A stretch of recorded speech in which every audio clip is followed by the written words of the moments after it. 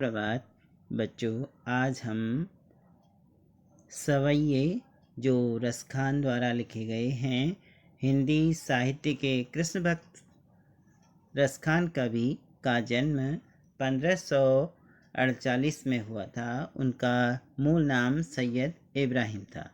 उनके द्वारा जो सवैये लिखे गए हैं उनका हम यहाँ पर भावार्थ पढ़ेंगे। कृष्ण भक्त होने से उन्होंने कृष्ण के साथ रहना ही स्वीकार किया। उसे हम इसमें पढ़ते हैं।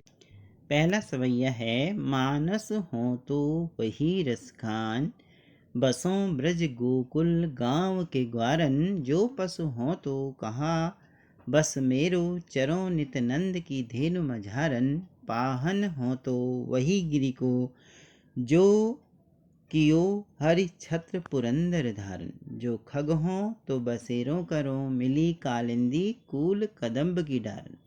तो यहाँ पर रसखान जी कृष्ण के साथ रहना चाहते हैं। वह कह रहे हैं कि मनुष्य हो तो, मानव हो तो, या ग्वाला, यहाँ पर ग्वाले से भी संबंधित कह सकते हैं आप, वही रसखान बसों ब्रज गोकुल गांव के ग्वाल, मेरा निवास क्या हो, गोकुल में ही हो। जो पशु हो तो, अगर मैं पशु बनूं, गाय बनूं, तो बसों चरों नित नंद की धेनु मजारन, नंद की बाबा की गायों के बीच ही मैं चरूं।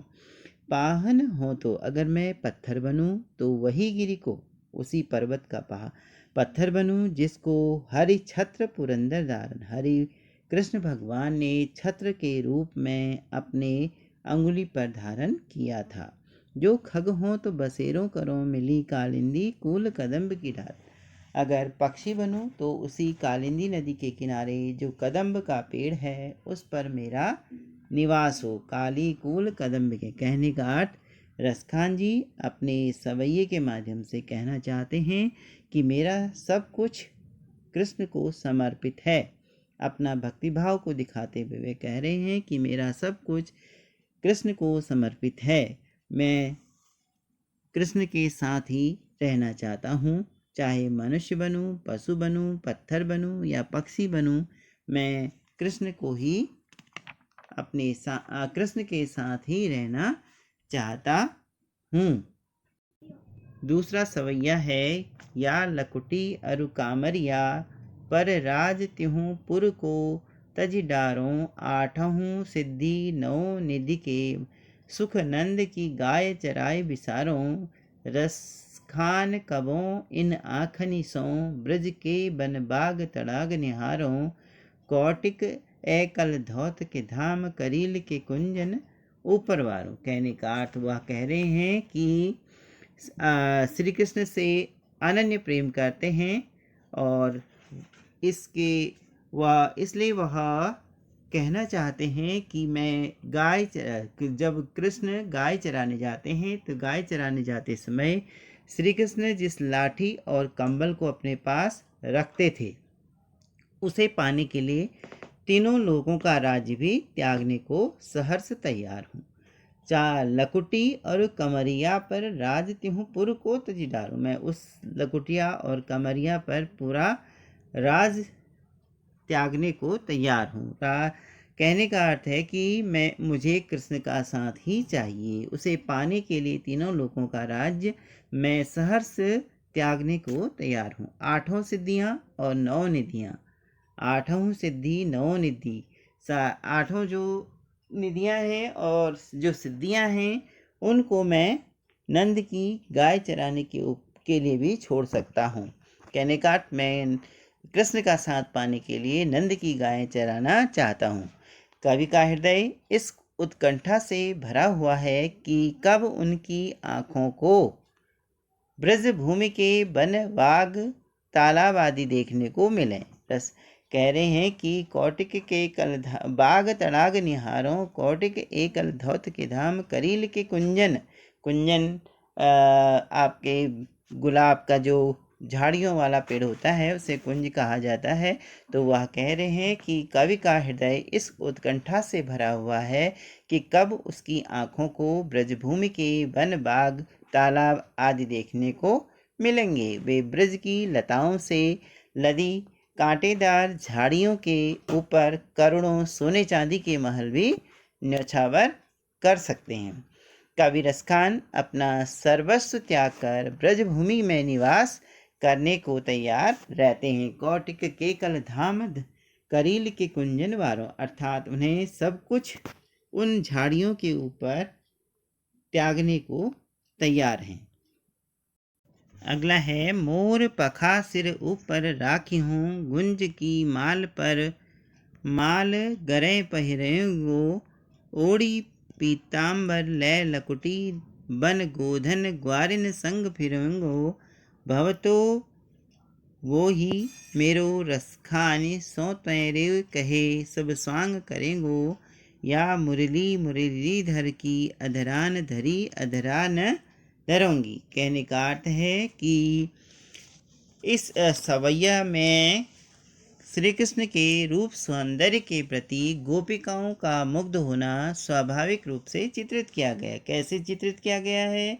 मोर पखा से कृष्ण का स्वांग कर रही हैं। मोर पखा सिर ऊपर कहने का अर्थ एक सखी दूसरे सखी से कह रही है कि मैं कृष्ण का सानिध्य पाना चाहती हूँ, साथ पाना चाहती हूँ। तो दूसरी जो गोपिका है वह कृष्ण का रूप धारण करने को कहती है कि तुम कृष्ण का रूप धारण करो। अब पहली सखी सब कुछ करने को तैयार है। यहाँ पर आ रहा है ओढ़ी पीताम्बर लय लकुटी बन गोधन ग्वारिन संग फिरोंगी, भव तो वो ही मेरी रसखान सो तेरे कहे सब स्वांग करूंगी। यहाँ पर देखो स्वांग करूंगी, स्वांग का अर्थ है मैं सारे कृष्ण के जैसे ही रूप बनाऊंगी, सब कुछ धारण करूंगी। परंतु पहली सखी सब कुछ करने को तैयार है और परंतु वह क्या कह रही है? सौतिया डा अर्थात ईर्ष्या के कारण उनकी मुरली को अपने होठों पर लगाने से साफ साफ इनकार कर देती है। यहाँ पर मुरली मुरली धर की अधरान धरी अधरान धरूंगी, उस कृष्ण की मुरली को अपने होठों पर नहीं रखूंगी, क्योंकि जो मुरली है वह गोपियों को उनसे दूर करती है। इसलिए वह कह रही है कि मैं सब कुछ करूंगी, सब कुछ कृष्ण का स्वांग करूंगी, लेकिन मुरली को मैं अपने होठों पर नहीं रखूंगी। अंतिम सवैया है काननी दे अंगुरी रहिबो, जबहि मुरली धुनि मंद बजे हैं, मोहनी तानन सो रसखानी अटा चढ़ी गोधन, गहे ते गहे तेरी कहे सिगरे ब्रज लोगनी, काली को कितनो समझे हैं, माई रीवा मुख की मुस्कानी, संहारी न जय। कहने का अर्थ है कि श्री कृष्ण की मुरली की धुन सुनकर उनकी मनमोहक मुस्कान के अचूक प्रभाव से गोपियों के हृदय की व्यवस्था का वर्णन होता है। कैसे होता है? एक गोपी कृष्ण पर इतनी मोहित है कि चाहे कोई उसे कितना ही रोके, परंतु जब कृष्ण की मुरली की धुन उसके कानों में पड़ती है तो वह कृष्ण की मनमोहक मुस्कान एवं उसकी बांसुरी की मधुर धुन के सामने स्वयं को रोक नहीं पाती। वह स्वयं को विवश महसूस करती है। कैसे करती है? देखिए, कानन दे अंगुरी रही वो, जब ही मुरली धुनि मंद बजे हों। मैं कान में अपनी अंगुली रख दूंगी जब कृष्ण सुंदर मधुर मुरली को बजाएंगे। मोहिनी तान में रसकानी अटा चढ़ी गोधन गए न गए। गोधन एक गीत है वहाँ का, तो वह कह रही है कि मैं जब कृष्ण की मुरली बजेगी तो उसको मैं क्या करूँगी? अपने कानों में अंगुली रख दूंगी, जिससे कृष्ण का जो उसके साथ प्रेम है वह दिखाई देगा। प्रस्तुत सवैये में श्री कृष्ण की मुरली की ध्वन और मनमोहक मुस्कान के अचूक प्रभाव को गोपियों के हृदय की व्यवस्था का वर्णन किया गया है। क्योंकि मुरली को अभी ऊपर वाले में पढ़ा था आपने कि मुरली क्या है? उनकी सौतन की तरह है, जिससे वह उसको अपने मुख में नहीं लगाना चाहती है। उसी प्रकार यहाँ पर मनमोहक मुस्कान एवं उनकी बांसुरी की मधुर धुन के सामने स्वयं को रोक नहीं पाती और स्वयं को वह विवश महसूस करती